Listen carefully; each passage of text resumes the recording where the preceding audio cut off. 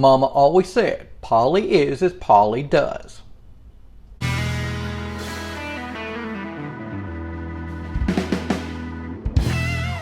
Hey everyone, I'm Mick. Welcome back to the Poly Vlog.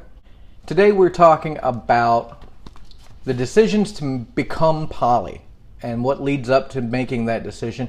So many times in life we end up doing something a little unconsciously. We go looking for a job, any job. We don't really know, and we end up anywhere.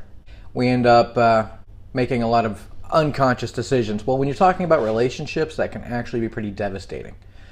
You want to make sure that you're kind of consciously heading towards your goals. And that is no exception when it comes to poly.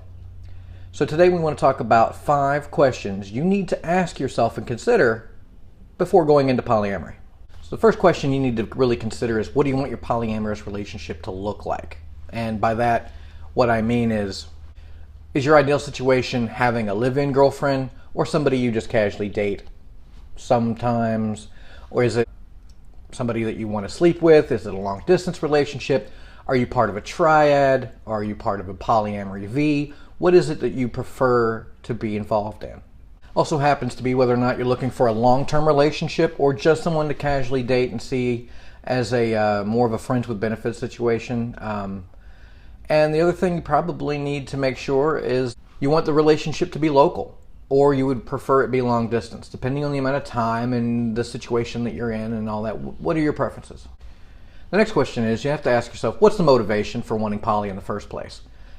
If people are getting into this in order to fix a broken piece of their relationship that they're already involved in, that is usually a recipe for disaster.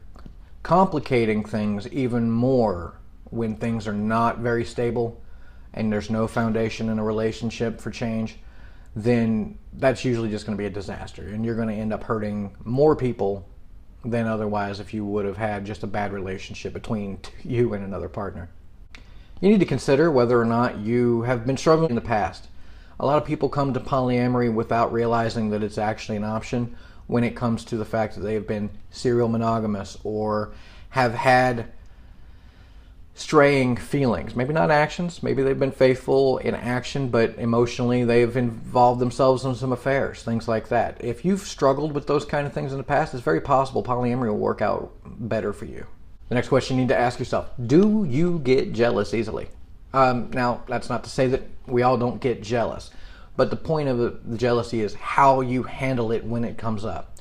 If you're impulsive and you react badly to jealousy and don't want to own the emotion, you want to blame everybody else for making you feel that, it's not going to work out so well. Again, it's about responsibility for the emotion and communicating the negative emotions, which can actually be a lot harder. It's easy to tell somebody when you're happy with them. It's very, very tough to say, the thing that you've done has made me feel insecure or jealous or envious in any kind of way. It's important to communicate even the bad stuff.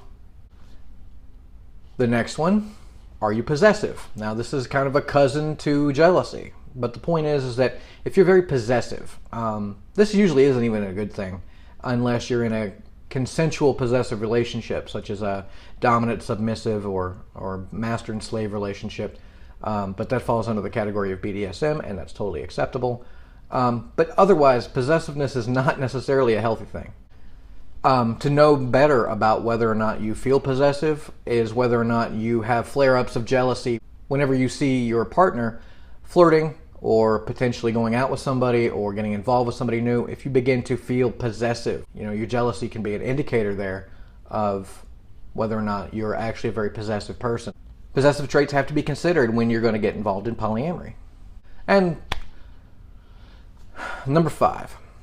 Are you prepared to be 100% open and communicative?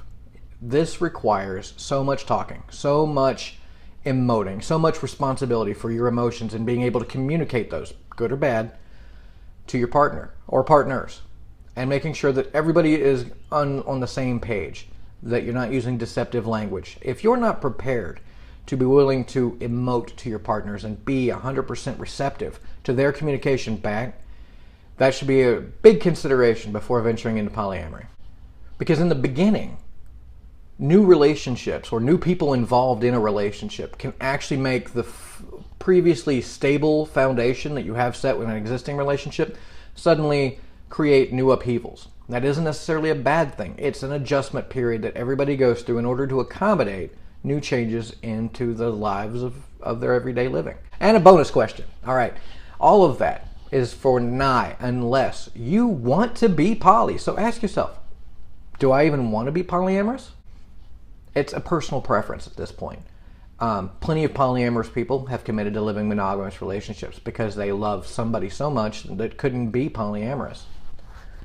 So ultimately, it's about the choice to be living polyamorously.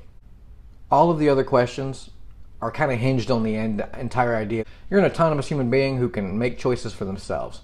So, you have to ask yourself, regardless of any of the other questions, if you want to be polyamorous, work through it. You can change. You can adapt. All of the other things can be worked upon and evolved over time. But it all comes down to deciding whether or not polyamory is something that you even want to do. So thanks so much for watching.